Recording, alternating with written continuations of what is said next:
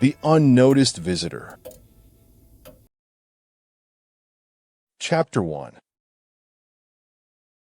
The first note.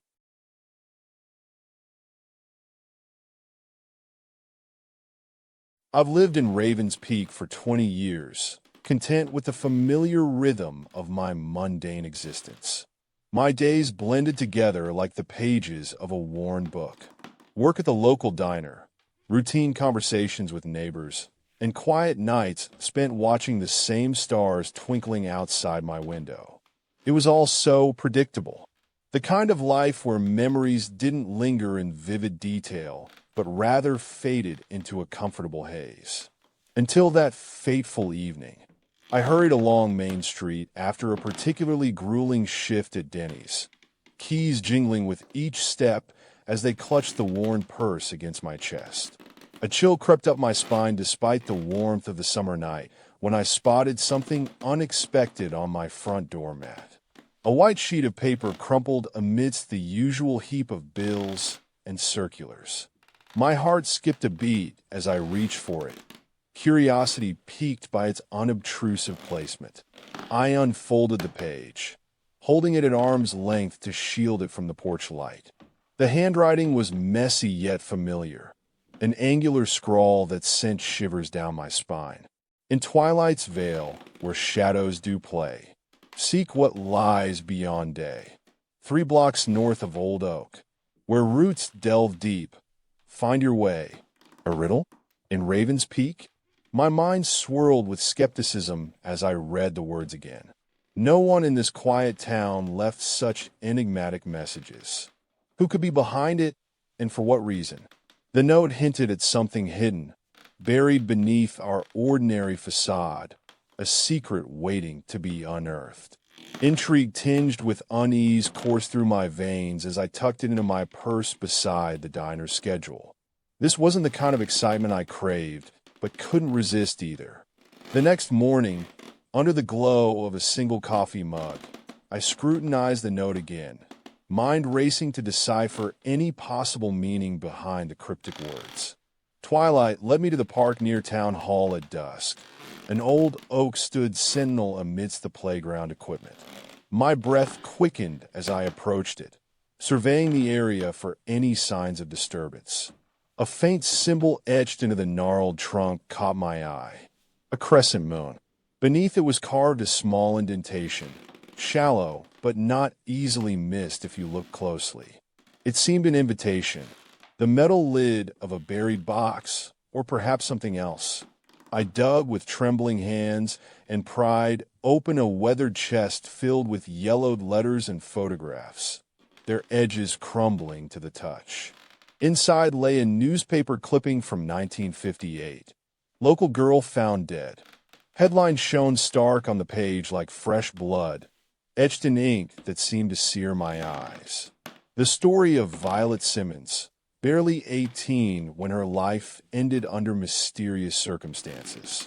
It was as if I had stumbled into a forgotten chapter of our town's history. Clutching it tightly, I wondered, what connection did she have to the strange message? The clipping's edges bore handwritten notes, fragments of poetry and cryptic verses that spoke of secrets buried in Raven's Peak shadows. They were both haunting and intriguing. In the days that followed, similar missives appeared across town. On shop windows, church doors, even my car windshield. Each carried a new piece of Violet's story, each verse weaving her tale. I sensed an unseen presence watching, but the townsfolk remained oblivious to these mysterious messages. They were merely quaint tales of old now. The riddles guided me through a maze of Raven's Peak streets until one evening, as sun dipped into the cornfields beyond the outskirts, I found myself before an abandoned house at the edge of town. 1316 Oakwood Street, Violet Simmons' former residence. The front door creaked in welcome. In the musty interior, whispers from a dusty attic beckoned me upstairs. Violet's room was preserved in time. Lace curtains still adorned the windows, and her yellow dress hung by the window like a ghostly sentinel. The clutch clipping felt heavier now, as I realized my actions weren't just curiosity-driven.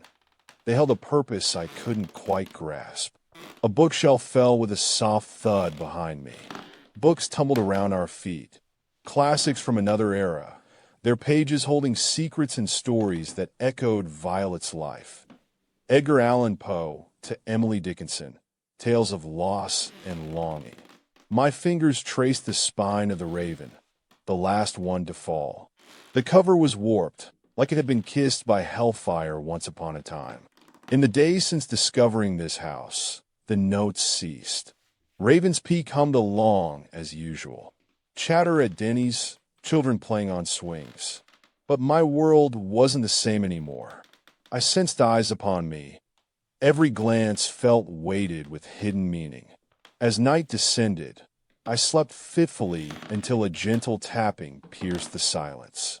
A chill crept over me before dawn broke. The sound came again. Violet sat cross-legged on my bed, her 1950s dress rustling as she turned towards me. "Who are you?" My voice cracked with fright.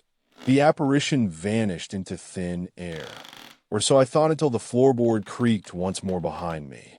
Her face was etched in sorrow, eyes haunted by decades of secrets. She spoke in a breathy whisper. "You, dear one, you found my tale." Violet's story, once forgotten, had been unearthed by this enigmatic visitor. The town's veil was lifted ever so slightly, revealing the eerie beauty beneath. I felt an unseen presence behind me, watching, waiting for my response. That night, and every one that followed, she appeared in my bedroom at dawn, sharing fragments of her life. Each tale painted a picture of desperation and loss, hinting at dark secrets buried beneath our quaint streets. Yet, with each passing day, the notes reappeared, cryptic and unsettling, always leading me on a path through town history. It was as if I held a thread to the very fabric of Raven's Peak's soul. With Violet by my side, unease mixed with wonder as we unraveled the threads she'd left behind.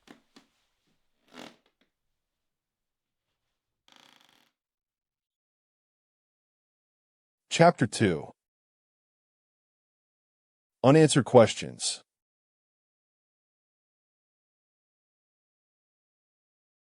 The visitor's hand had grown bold, no longer content with cryptic messages. Notes now bore eerie photographs and personal details, leaving me questioning everything about my life. I found myself in a Denny's booth staring at a picture of Violet as a young woman. Not from an era I recognized, but eerily reminiscent of mine. Same heart that shaped locket, the same hair styled with a center part. It was then that our patroness guest began to speak directly to me through these notes, addressing intimate fears and desires as if reading my thoughts. My world shifted on its axis. How did it know so much about my dreams? The diner bustled around us, yet I felt exposed in the booth. A whispering void encroached upon our table. A picture of my childhood home surfaced next, depicting an event long past. A boy playing alone by the willow tree near the old abandoned mill. He wasn't someone from my youth, but he was mine now. His laughter echoed in nightmares that followed me back to that photograph. My hands shook as I placed it under a glass at work, unwilling to share this with anyone. The diner's patrons milled about, oblivious to the weight of each glance they exchanged. Violet claimed she guided me for reasons unknown. Our path through town history was far from over. As night approached, I'd venture where her spirit led. Dusk painted the sky crimson as we stood before the mill, once an industrial titan turned ruin. On the boy's chest lay a small wooden box adorned with symbols. The same my son now played with in his playpen at home. A strange affinity to our fates linked us more than I dared imagine. Violet vanished into smoke, and I opened it with trembling hands. A silver locket lay within, identical to hers. As I lifted it, Wind carried a phrase that chilled. Uncover the truth you have been searching for. The box slammed shut. It was then I saw him, my boy from childhood dreams, eyes filled with an unnerving recognition as he took steps towards me. They found us out in the woods one summer morning. His mother dead. My mother never spoke of it. Secrets buried under this town's surface had claws now. In sleep that night, a single photograph arrived. Violet beneath the willow tree, holding a child. The boy I knew was my own son. The riddle was plain to see, yet impossible to fathom. A secret kept is a soul lost. It wasn't just the story of our lives. It was a testament to Raven's Peak's darkness. The diner bustled with conversations of the past, long buried in silence, until one day they began to speak openly of the tragedy that befell them all those years ago. I'd inadvertently unearthed the town's secrets by following Violet's thread. They spoke of blood and love, murder most foul. Violet had shown me the door. Now it was up to me to uncover why their lives were lost, and if they could be silenced again.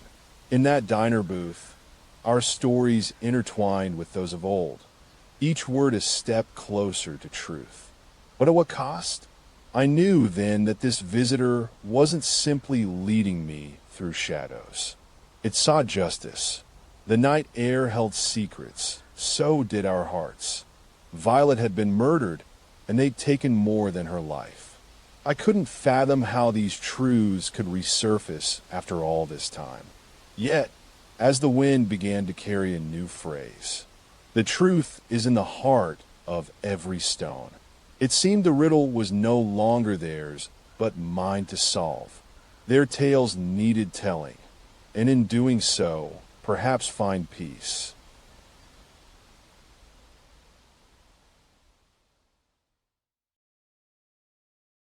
Chapter 3. The Final Truth.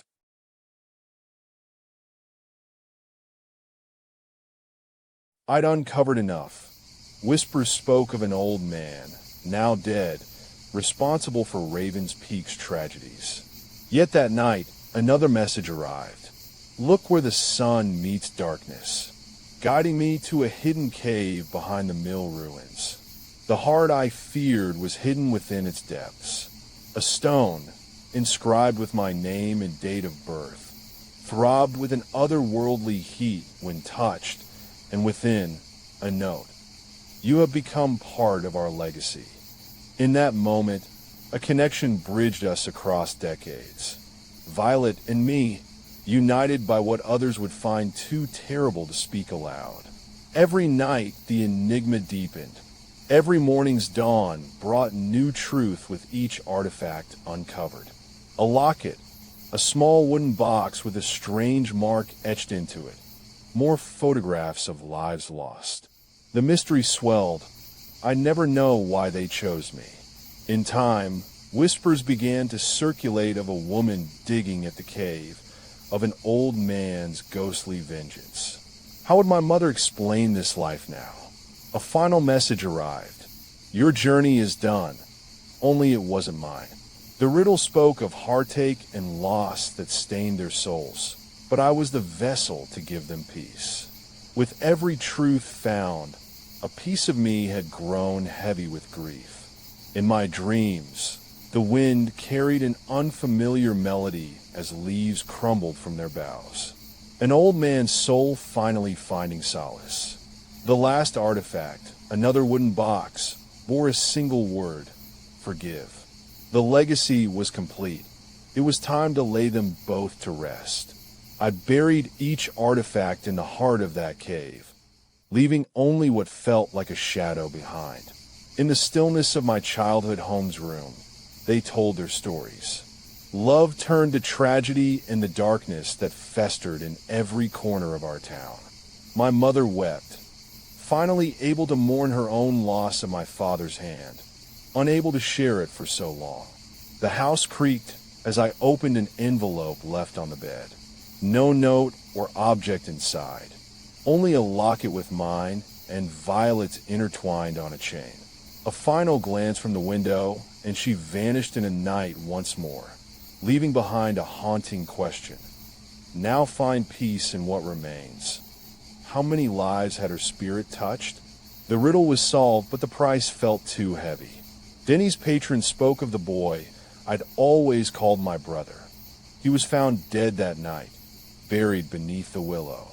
Violet was gone yet remained, a constant presence in this town's heartache. As I looked upon each artifact, their souls began to heal, and the cave crumbled around me. Their lives, now free from silence, gave them peace. The wind carried an old melody now, a lullaby, one I recognized. I buried the artifacts, feeling light for the first time in years as dawn broke. It was a tale of blood, but it could also be rebirth. The wind sang our song, and I knew they'd both found it. And so, my journey began. The melody had grown more familiar with each passing day. The boy who'd haunted dreams vanished, and though there were still shadows in their eyes when I looked upon them, a weight was lifted. All secrets buried at last. The wind carried the old man's lullaby now, then a woman's song, my mother's voice. As our eyes met, she whispered, "Forgive." We found peace that night beneath the stars, and I knew their stories had finally been told right. But it wasn't just about forgiveness. It was also a new beginning, to heal old wounds and find love with her. The riddle was solved not by uncovering what happened, but by living through it.